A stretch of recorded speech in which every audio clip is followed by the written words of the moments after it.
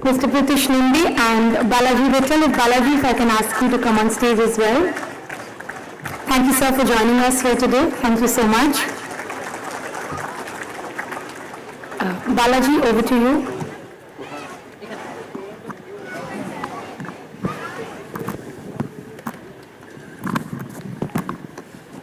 Good evening, everyone. I think we'll get started right away. Did any of you know that what sort of a voice did Kishore Kumar have when he was born? How is the voice that he was born with?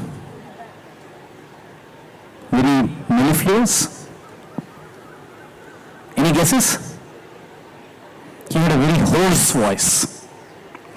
And he would make a coughing sound from the vocal cords every now and then.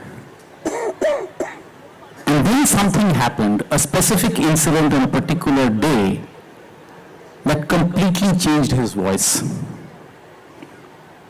and became what it was. Does anyone know what that incident was? Can anyone guess? Those of you who read the book, you are exempted from it. He met with an accident. Okay, you're getting there. Okay, have you read the book? You read the, okay. Okay. So,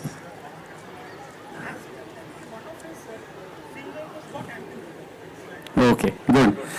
Okay, for much more delightful anecdotes like this, please read the book, Kishore Kumar, The Ultimate Biography. Welcome to the session. We have Pritishda with us. Pritishda, you have had up-close interactions with Kishore Kumar. He was your friend, and yet sometimes you felt that he was an enigma. No one really knew him, and you only knew him only as far as he was an acquaintance, nothing more than that. Can you explain what was so enigmatic about him that people felt they never knew him? Well, I guess, can you hear me? Is this on? No, I don't think so. Can you hear me now? Hello. Yeah, thank you. Kishore Kumar was an unusual man, and I chanced upon him by accident, in the sense that I liked him. I liked his songs, I liked his music, and I was a journalist and I was editing a magazine, and I thought it may be a good idea to have a conversation with him to see if it was possible to do a story on the man. We rarely did in those days stories on singers. It was unusual. And we were a political magazine, and largely political or issue-based magazine. You may not have heard of it because it shut down many years ago. It's called the Illustrated Weekly of India. I edited for about a decade, and midway through my journey as its editor, I decided to meet this gentleman.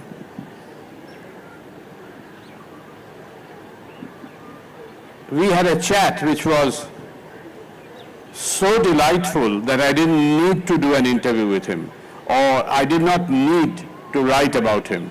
All I did was I took a conversation and put it out. The man was an absolutely incredible man.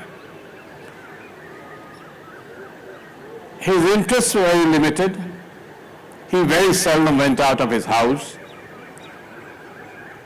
He had no friends, barring a few like R.D. Burman or people like that, who he considered close enough to be called friends, but he didn't believe in the idea of friendship itself. He didn't smoke, he didn't drink. He hated people who smoked, and he hated people who drank.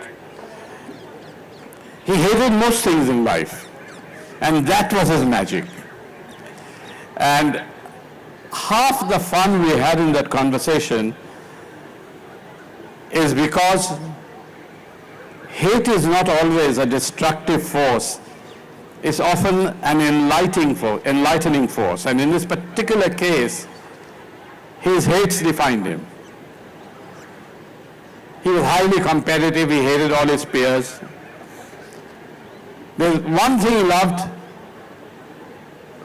loved with unbelievable commitment till the end was beautiful women, and the other thing he loved was money. The third thing he claimed to love, and he introduced me to them, were the trees in his garden. He had names for each one of them, Janardhan, all kinds of Katpatatak, Dholandar, all kinds of peculiar names, and he would have long and sustained conversations with them. And it's not only that he was doing it for me, he apparently, people around the house said that he would spend long hours talking to them under normal circumstances. And he would sing to them. The only other case I know in my life of somebody singing to trees or chatting with trees is my wife. But apart from that, I've never known anybody do this in my life, so I was a bit surprised. I love trees. And I loved Kishore Kumar. I loved his songs. I loved his view on life, his take on life.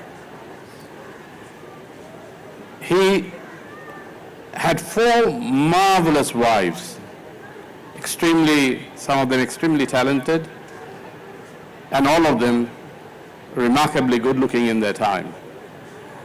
And he tried his best, or so he claimed, to make peace with them. He saw marriage as a war field, and he would give no quarter to the enemy. He refused to feed his wife, for instance, or so he told me. He said, "Baper bari theke khawa ashbe, duela. I will not feed them. That is not part of my mandate. আমি বিয়ে করেছি, I have decided that I will love them, I will look after them when I have the time, and I'm not supposed to spend my money on them." I mean, all of you must have known the famous story where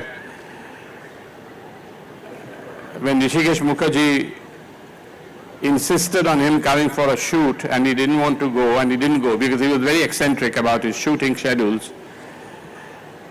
Rishikesh went to court and got the judge to tell Kishore that he must report on duty within the next week. He did turn up, but he turned up because he had received by then half his money and he didn't get the other half. He turned up with half his moustache shaved and half his head shaved. Not only did Rishikesh suffer, the entire film industry suffered because there were many other films that were being shot at that point of time, and everybody was abusing Rishikesh Mukherjee. He had a manager who would signal to him that the money has been received from outside the recording studio through the glass wall, and once the signal was received, he would start singing. He was so parsimonious. And yet, and this is the magic of the man, and yet when Sanjay Gandhi offered him everything, 10 times his fees, as a matter of prestige, because he had already told the world that Kishore Kumar would perform at this great Congress event, he refused to do so.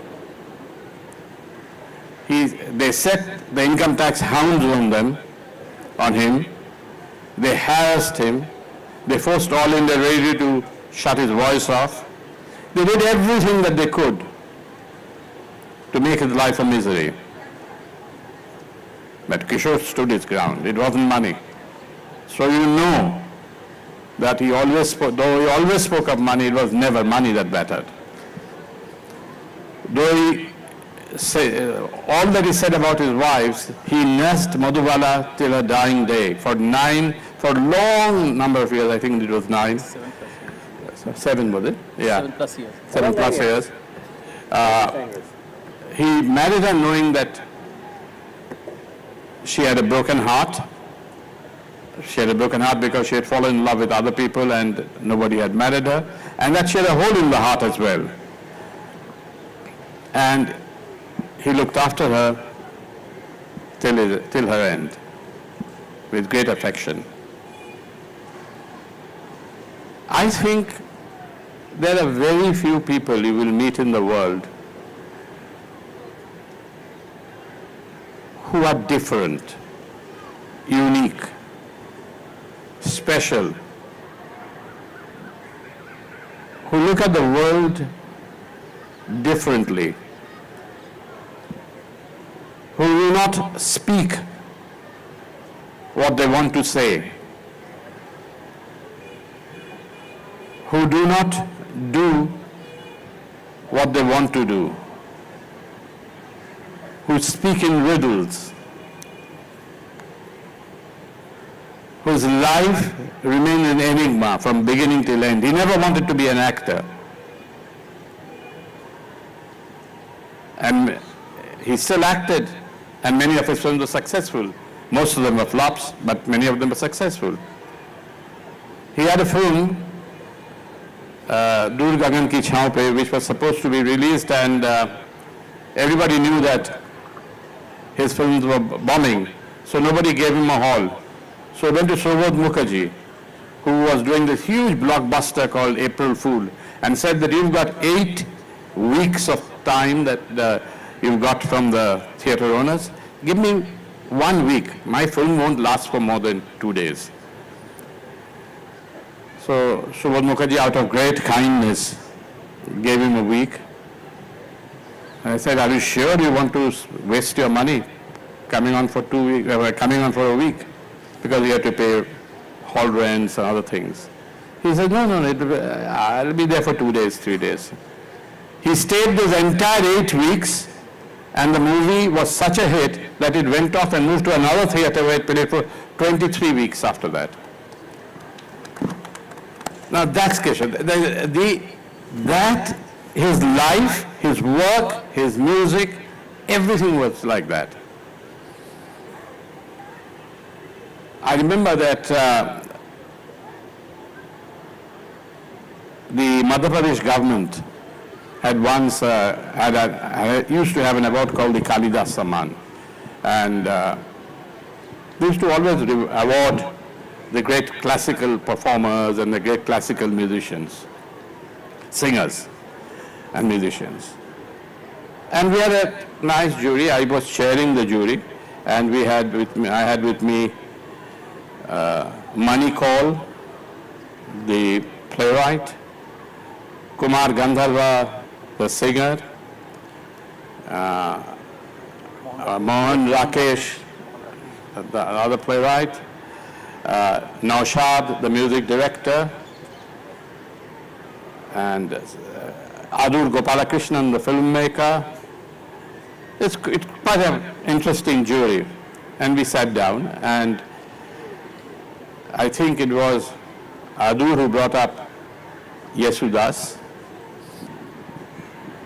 for the award. And I said Yesudas is a great singer, and I have great admiration for him, but why don't we make a change this time and give an award to a man who's unschooled, who never learnt music, who can't read music, he writes his own notations, but who has taken music to another level with the people.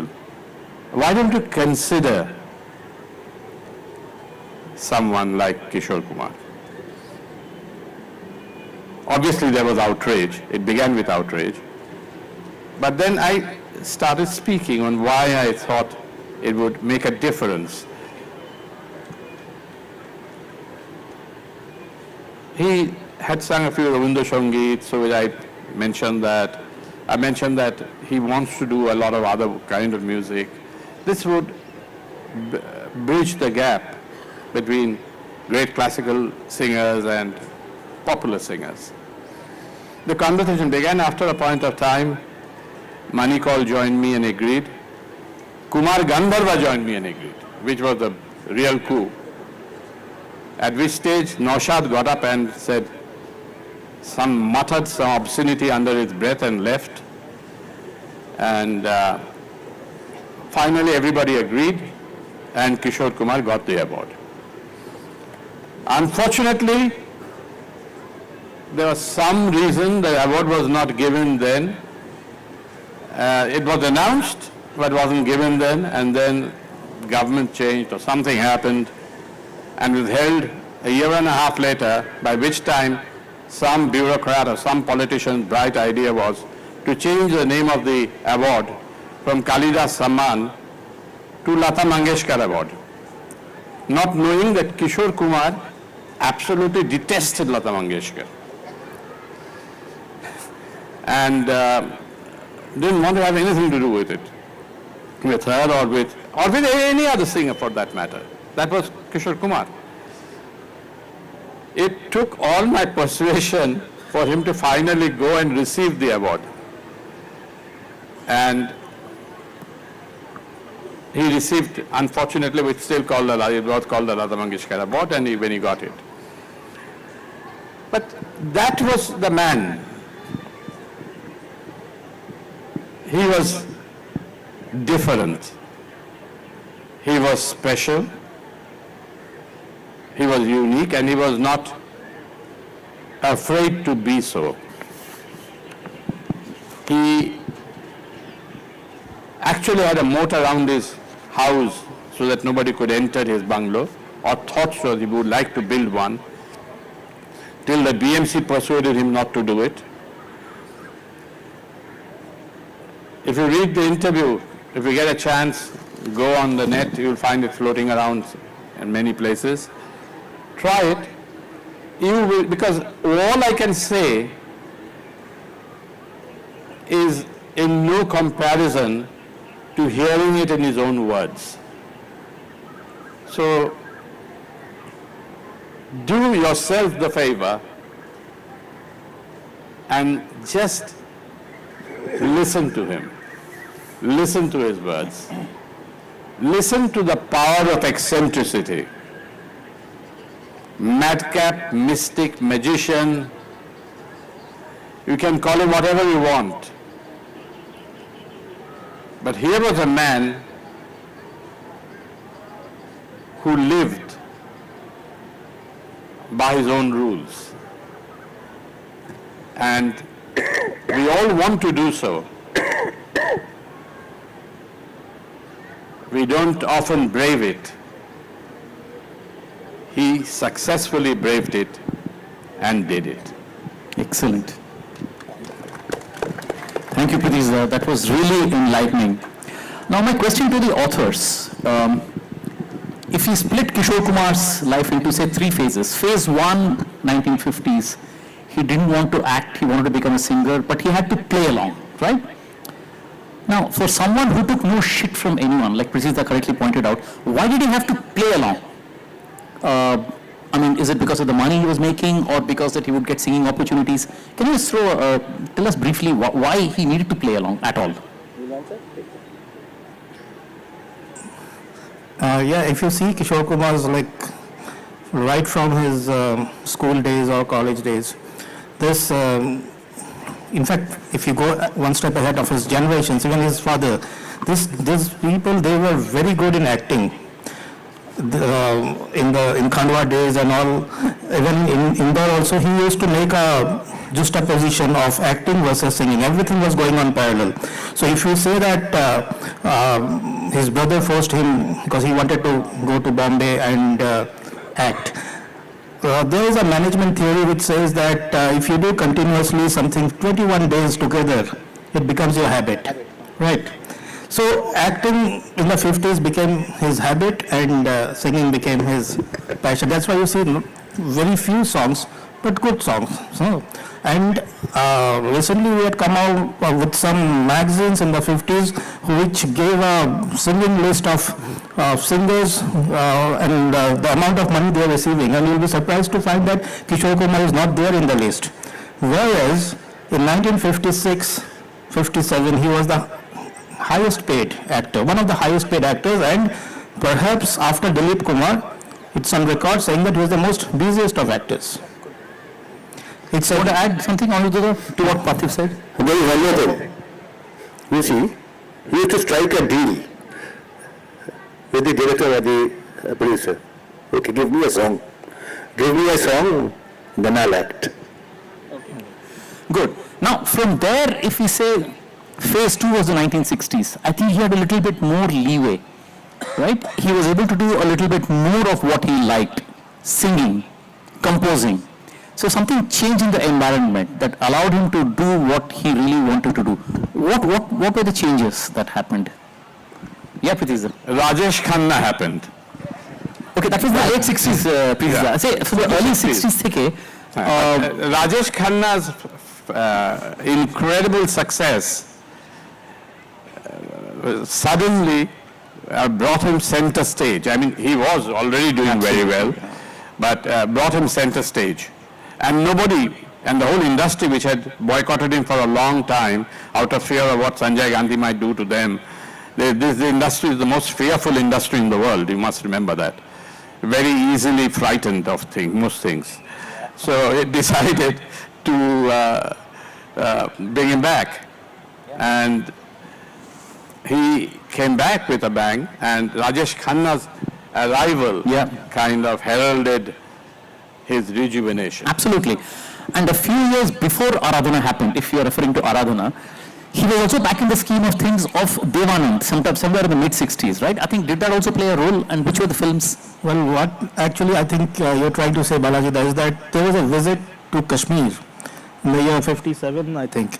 And then there was this movie called Ragini, where Muhammad Rafi sang for Kishore Kumar. And in fact, Kishore Kumar in 2 interviews has different versions of the same, but let's go with one of the versions. So that hurt his ego very badly. And then during that Kashmir trip, he decided enough is enough, no more B-grade movies for me. No. Whereas, in fact, he was doing worse kind of movies also. But then he decided to move into music direction in a big way. And it was really most unfortunate that 2 of his first movies, both were unreleased, and both were, movies, songs to die for, actually. If you go by the YouTube views and all, it's in millions. Yeah, amazing. Yeah. So, Anagit and your Vilas man, like from whatever we have heard, they're brilliant songs. Yeah, absolutely. That was as a composer. As a singer, he came back in Devanand's scheme of things, right? Somewhere in the mid-60s. Did they also have to play a role? Yeah, in 1865, yes. Right. So, Teen Deviyan and your... Right. Followed by Jewel Thief. Now, again, correct me if I'm wrong, there were some younger composers who had come in the 60s, Kalyanji Anandji, Lakshmikant Paralal, R.D. Burman, who didn't have the baggage of Kishore Kumar as an actor, because they were too young to have watched him as an actor, so they only heard his voice. And they gave him opportunities as a standalone singer, like in Bhoot Bangla, right? Now, did that also play a role somewhere in his starting to get recognized as an independent singer? Or confidence here. Nothing succeeds like success, right? And I don't think Jagu was was a big hit, but it was a big hit. Right. And also Anandji Bhai's advice to Kishore Kumar once, वो कुछ बोल रहे थे ना कि there was a specific advice that Anandji Bhai. Why sweat? Why sweat? Standing in the sun. हाँ, आप इतना अच्छा गाते हैं, धूप में क्यों मरते हैं? Air conditioned chamber में बैठ के गाना गाइए ना. So I think somewhere that also played a role. Anyway. Now another question. In 70s it was a complete, the change that Pritish just spoke about in the late 60s onwards or mid 60s. In 70s, whether it is Rajesh Khanna or Devanand or Vijay Arora or Baldev Khosa, it was Kishore and Kishore There was no other voice dur dur tak. Can you explain a little bit technically, Anirudha? I know you are an accomplished musician. What was it what is the magic portion that worked about his voice? People knew he was a good singer, but what really changed so drastically in the 70s? I can have multiple versions of this. So short of my answer. To cut a long story short, I was speaking to Subhash Mukherjee. Okay, Subhash Mukherjee as in the son of Subodh Mukherjee, right? Of April Fool failure, not fame. It was a flop. So Subhash said, look, he sang for my father's films in the 50s, like Muninji, etc. And he sang well. But in the 70s, he had learned the art of acting much more. So simply to understand the requirements and then dovetail his voice to suit the situation, suit the hero, suit the circumstances, that is something he had developed immensely. Say for example, for Devanand, he had a soft, sharp voice. For Rajesh Khanna, he had a mizaji voice. Kya hua? It's not kya hua, no, right? Rishi Kapoor, he had throat screens. Right. So it's kind of boring, but more on the bass side. Amitabh Bachchan, like it's difficult to define. Baritone, slightly baritone. And similarly for your Naveen Mishal, I mean, I think he studied their Mannerisms. yes, mannerisms, like their roles. Your cap reminded me just now, the cap you're wearing. Hira Pannar Ghanta. मैं तस्वीर उतारता हूँ. The first word the song starts with. हाँ, जरा हंस के. For a long time singing, that is actually Devanand who started the song, and then Kishore Kumar joins it. No, it was Kishore Kumar's voice. Listen to this song. Many songs. मैं तस्वीर उतारता हूँ. It starts. आपके कमरे में कोई रहता है. Right. Pritish, one question to you. Lukochuri clicked. Charulata, his song clicked. Do you think strategically he could have spent more time in Tollygunj than having to spend time in all those B-grade movies in Bombay? Do you think he could have done more of this? I think what he was really interested in, and that's something that he kept calling me many times about, and was that he wanted to sing in English for some strange reason.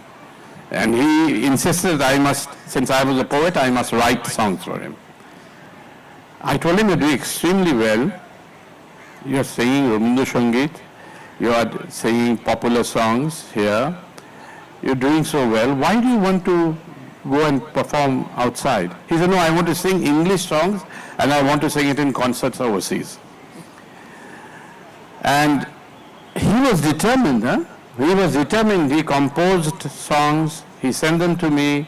He said, write me the lyrics for it. I think, I don't know, I'm stupid maybe. I felt that it wouldn't work. I was convinced it wouldn't work. And because what he was trying to do, his compositions were also extremely Indian. And at that time, there was no independent music of that kind where, I mean, you know, Made in India hadn't happened, Alisha China hadn't happened, and all those independent songs, Colonial Cousins hadn't happened, and Usha Uttup hadn't happened. None of those had happened. But in any case, they were also singing largely Western songs. Usha Uttup at least was. So I think I let him down on that score. I felt that maybe it was my mistake. Maybe he would have done something phenomenal out there too. But his interest was to go global. He was thinking global, he was planning global, but nobody was really interested.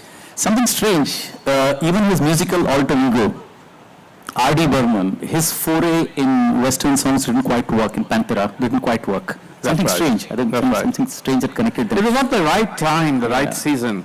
Everything has a time and a place. Yep. And that wasn't really the time when it would have worked. Anirudha, Parthiv, question to you. How did suddenly Jhumru click? I mean, what was unique about Jhumru that clicked that previously? Jhumru the film. No, I'm saying the music. The music. My music, Jhumru, not all the songs were hits. Yeah. Like barring Mahu Jhum Jhum Jhum Jhum Mundu and like Koi Hamda Mara, no more songs clicked. Then, yes, later, like they are all classics. Yeah, but those two songs really was, and two extremes, two complete extremes in composition. If you see the kind of songs which were composed in the 70s, probably Jhumru is a precursor to those kind of songs. Right. Yeah. Achha, one more thing I should have said. Kishore Kumar could identify with the young crowd very strongly. Say, for example, many journalists have interviewed him, but I think he could confide his deepest thoughts to Mr. Nandy, and Mr. Nandy was at least 20 years younger, so he could identify with you more. I guess we were friends in that sense. I mean, he would turn up at my house in his jalopy, wearing a lungi, bare-bodied. And the jalopy had no cover, so, you know, it was obvious. I mean, he was just cracked. He would suddenly do things that were amazing, and I was the only person who took it normally. So he was very happy with that. And I got him a few of his, what he wanted to watch. His favorite thing in the world was, of course, horror movies. He had the most amazing collection of horror movies. And he would be very upset because the customs would always charge him huge customs duties on those films every time he brought them in. And I wonder what happened to that collection. It's a huge collection. One entire wall of his Parthiv, do you know bedroom. what happened to that lot? He has a superb story of how Kishore's fascination like for Yeah, that's what horror film started. that's what I was coming to. I want to know about the research that went into this book. Can you please share something? It is a very unique kind of a research. Can you please share? Yeah, we started this book probably after Anirudha's, R.D. Burman's and yours. And then incidentally, I got married in the year 2010. And then we were discussing where to go for a honeymoon. And I just proposed to my wife, let's go to Khandwa. And she was like, got married to a bizarre person. But after we came back from Khandwa after a 4-5 days trip, it was like a pilgrimage for me, and also for I could manage to convince her. And there in those 7-8 days, we met most of his childhood friends. Then there was one person, if you see most of his movies, he used to use the term Gajak. Badiya Khale Karadi Gajak. These 4 beautiful friends they had. Kishore Kumar, the Niftikar, and that sound recordist, B.N. Sharma, and all those names. Whenever they Sundar, Badiya Khale Karadi Gajak, they used to address each other. So at 1 o'clock in the night, we met that Gajak fellow. He was almost 90 years old at that time. And he recounted us the story of the Gajaks. And then after that, it was a trip to Indore, met his principals, met his teacher. There was one Professor Moses, who narrated an amazing story like which that Kishore Kumar, what we see today, might not have happened. Kishore Kumar got drowned during his Indore days, and Professor Moses was the one who saved him. So, and a lot of college records. In fact, I have got some records here. We can show them also. Original school records. College records. College records. And then the icing on the cake was to meet what sir was telling about his secretary, Abdul. Met Abdul at his place. So all those little things. Now let's come up with that horror story. How come he had such a big collection of horror movies? Probably what was happening was this Khandwa, there was one family, the Chakravartis. This Chakravarti family is the patriarch Narayan Chakravarti. He was a revolutionary. And the British, they sent him from Bengal to Khandwa. Those times, central provinces and all, they used to send people left, right and center. So then those Bengalis of Khandwa, they struck up a rapport with each other. And if you see, those days, those beds, right now our size of the bed will be something like this. At those time they had big beds, this much. So this Kishore Kumar's father, Kunjalal Ganguly, wanted Kishore Kumar to have a tuition in English. Kishore Kumar was not very good in English, I believe, at that time. So Narayan Chakravarti became his English tuition. And Kunjalal used to send Kishore Kumar to Narayan Chakravarti's place. And Narayan Chakravarti used to come with a cane. Kishore, you have to learn English. And Kishore, like the reckless he was, he used to hide in that bed. And who used to give him company? Narayan Chakravarti's wife. Yeah, so these people, they used to hide behind that, inside the bed and relate horror stories. She was the one who initiated the horror stories to Kishore Kumar. So instead of getting accustomed to English, she was getting more and more gaining expertise in horror genre. So that's a good anecdote with the Khandwas relate even today. Talking about eccentricities, Pritish, the person who made the Dhar series, Dur Karahi, Dur Gagan Ki Chhaw Mein, Dur Wadiyon Mein Kahin, he's also making films like a Shabash Daddy and Badti Ka Naam Dadi. Have you ever seen any other filmmaker with this wide sort of a range? Or completely poles apart films? Anyone else who comes to your mind? The main thing here was his inconsistency. He made his inconsistency into a virtue.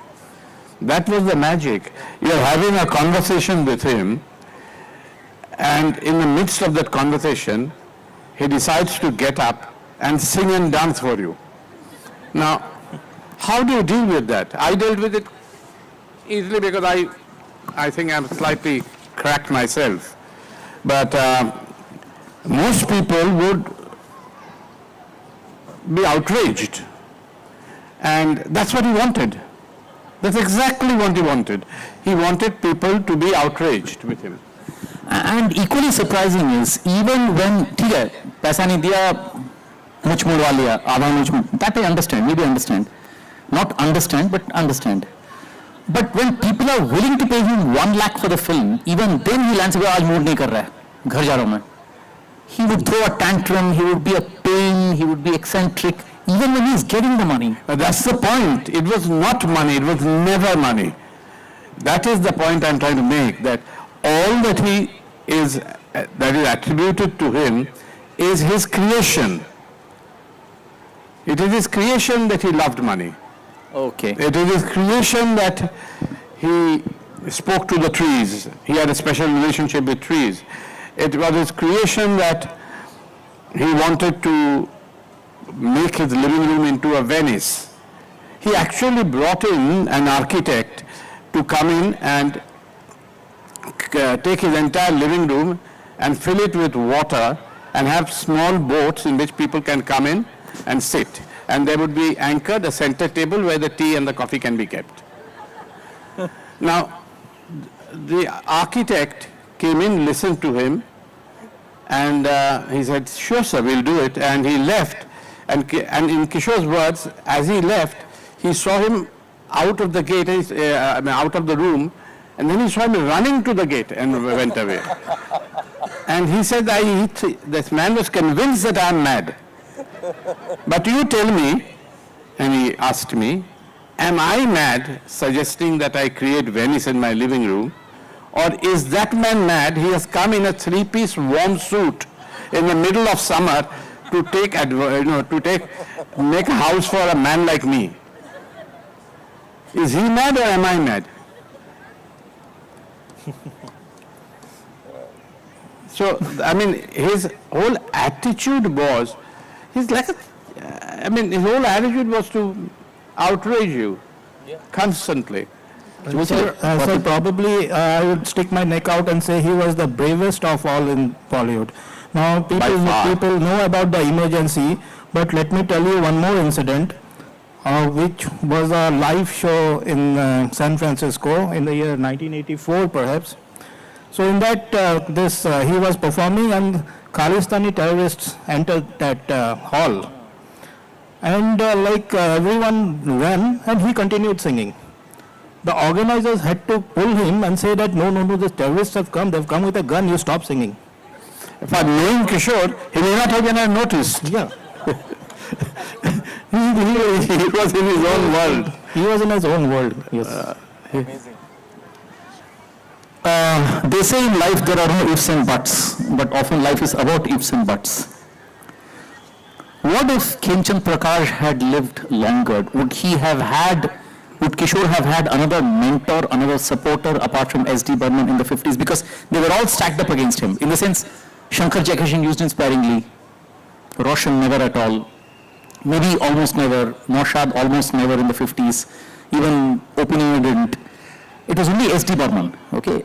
Do you think one more person on this side of the fence would have added to his singing prowess? I don't believe in fairy tales, so let's not think about it. Okay. हो गया और अगर जो हो सकता था, if Kishore had lived longer, what would have happened to the next crop of singers? He would have been extremely irritated by the kind of music around him. Would there have been a new crop of singers if Kishore had lived till say 75 years of age? I don't think so. No. That's my point. Okay, there could be, I'm sure, a few audience questions. We will be happy to take some of those. We may not have the answers, knowing Kishore's eccentricity. It just happened because it was Kishore, but we'll try. Please. Yeah, the lady in the front. Lady in the front. Yes.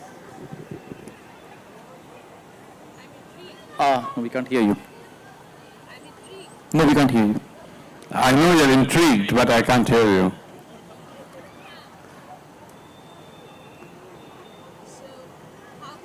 I still can't hear you, I'm sorry.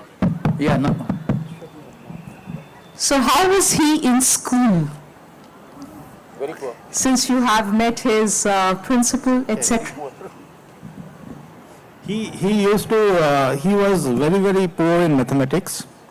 And he, apart from that, he was very, otherwise he was a very clever and a very intelligent student. That's what his friends say. Also, he was a very, very patriotic student. Every morning he used to hum the Jana Gana Mana before, while entering the schools and all. And there was no such, some naughtiness or something associated with him as far as schooling is concerned. He used to attend his classes regularly, and he used to have those tablas and all in the bench. That was his pastime. He used to play tablas in the bench, and he used to create songs. He used to mimic teachers. He used to graduate himself to the next level through those schools. You have your mark sheets here? Yeah, you can show his mark He sheet. can Anyone show who you wants his to mark see, you can sheets. show him. Real life mark sheets. He failed in economics. He was good with his money all his life, but he failed in economics. And That's another contradiction. And he, I think, did not attend classes regularly during his college days, probably because he went to Bombay far more than what school license allowed. Ashok Kumar maybe tempted him, come, I'll give you some roles and all those things. Very few roles he got, but if you see, out of 425 classes, Almost he missed 100 classes, 325 out of 425. चलो उतना तो किया ना 325 is not a bad number. That's great. That's very good. I think in like 11, 12, I did not attend even 10% of my classes. So that's- And he played a very big part in India's independence, first Independence Day on 15th August, while still in class 11. He was the fulcrum of the activities of the college people, and with him was a double Olympian who played hockey for India as well as Pakistan, Akhtar Hussain. Yeah, that's a kind of a world record. Like, Yes, sir. Second row. Yeah. And then we'll come to the lady in the first row. Okay. My question is to you only. Sir, don't you think that Kishore Kumar's talent was extremely underutilized in Bengali film industry from 1950 to 1969? In entire 60s, Kishore Kumar was not given chance, not even in 10 Bengali movies. His total repertoire, if you see in the Bengali songs, mostly of in 70s and 80s. Nobody called him in Calcutta for singing Bengali song, especially from 60s. Few exceptions are there. Satyajit Ray used him for Charulata and others, but commercial Bengali movies intentionally ignored Kishore Kumar. What is your take on this? No, did the industry ignore him or did Kishore not want to do it? Could be a mix of both. I don't know. Maybe we'll ask the authors. They are in the best position. very difficult to say. Reason is, there is no documented record of this scene. The thing is that it could have been either ways. Kishore Kumar might have avoided singing in Bengali films. I can't hear you. Could you read Bangla? Yes, he could. He could. I thought you would ask Rumadi to transcribe that into Hindi and all that because One thing we should take note of is that I'm asking Kishore Kumar himself, ever discussed this with you, Mr. Nandy? In your long interaction, ever he talked about this? No. I mean, I didn't think he was actually yearning to come and sing in Bengal. He was yearning to do different kind of music, as I said. That he, for some strange reason, he was obsessed with increasing his repertoire into global music. And he was full of contradictions. I think that is his magic. a lot of contradictions. Yeah, let's come to the lady in the That is first his row. magic. I'll tell you an incident which might interest you. He took me around his house, took me around everywhere, his garden and other things, and said that, you know, when I die, they're going to excavate, there's nothing, this will be left. Because they'll dig up everywhere because they want to know where my money is. I haven't told anybody in my family where my money is, but they see me counting it every night. He actually counted his money, or so he claimed, every night to make sure it was all there. And then he would put it away somewhere which nobody knew. And he said they'll break down this house, they'll dig up the whole garden, but they'll never find my money after I'm gone. Now again, I don't know if they found it, I don't know if they didn't. These are unanswered questions of a strange man's strange life. And I think that's what makes Kishore Kumar. And that's what makes his book the ultimate biography. Your question, please. Yes, ma'am. I don't know what's wrong with the mic today. Is it the Kishore Kumar effect that no one else should sing or talk except Kishore Kumar? Hello, can you hear me? Yes. Thank you, Mr. Nandi. My life is enriched. I've been a worshipper of Kishore Kumar all of my life. And I'm blessed to hear these stories about him from you. I consider it privilege that I could listen to these stories. Thank you to Anirudha and Mr. Parthiv there for the book. It's like a Bible for Kishore Kumar devotees like us. To the authors, I would like to ask, how painstaking was the research? And was it your undying love for Kishore Kumar that made you write this book? Must have been. Thank you. To cut a long answer short, He researched, I wrote, and It was painstaking. I think you read the book, right? I don't even know what to say about the research. They would have found it much more difficult if Kishore Kumar was alive to write his biography. Because then every day they would be fielding a completely different set of answers. And all contradictory answers. Yeah, the research and the narrative, no wonder Was to confuse people. His life was to confuse people. No wonder the book is doing so well on Amazon. It's number 1 in the bestseller list. It's gone into reprint within 2 months. I guess being engineers helped us a lot, because what we had applied some sort of a logic and formula. We came up with the sources for 5 different sources, what each source says, how to decipher from that source. So that was because we had contradictory views in Kishore Kumar's many interviews. We had contradictory views. Even that Ragini incident which we were talking of, in one Kishore Kumar says that I knew he was acting for singing for Bharat Bhushan. On another day he was saying, hey, he's singing, Rafi is singing for me. I mean, same story. So we have to. Yeah, this gentleman, yes sir. Yes, sir. Yep. Yeah. hello, yeah. Oh, come on. Am I audible now? Yeah, just carrying forward a little bit more specific to what the lady said.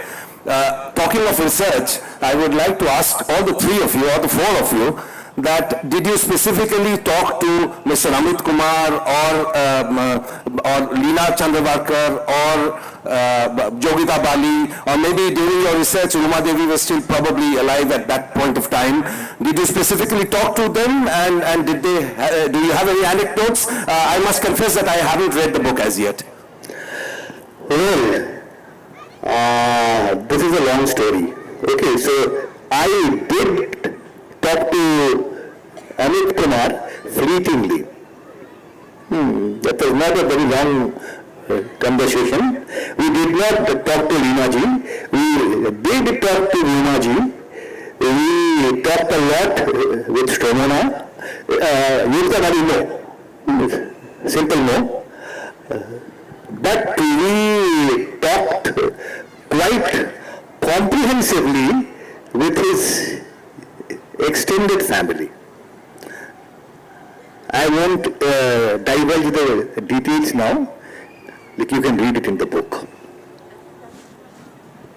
But we have feedback. Okay, we have just one last question, the gentleman out there. Yes sir. Make it please short and sweet. Okay. Good evening, am I audible? Yes you are. Yeah, of course. This question is to Mr. Nandy.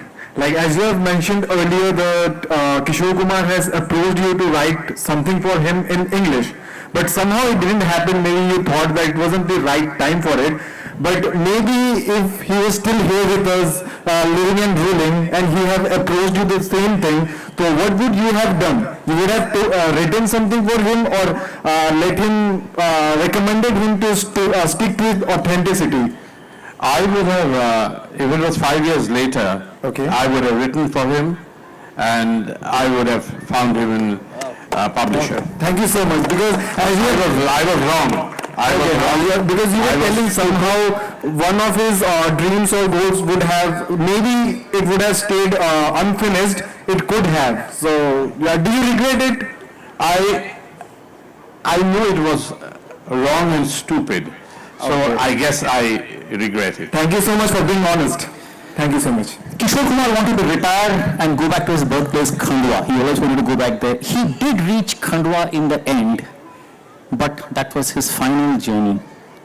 His final journey home, and he became one with the Abna river and became immortal. And he stays immortal, and that is captured in the book Kishore Kumar, The Ultimate Biography. Thank you all for being here. Thank you, everybody. Give yourself a big hand. You have been an excellent job. You've been of awesome audience, and they'll be happy to sign copies of the books. It's there. I'm not well. He's not well. I'm very sick. We must thank Oliver for at least speaking, but he's completely unable to sing. And thank you, gentlemen. A wonderful session about somebody I always say he was the man who made Indian men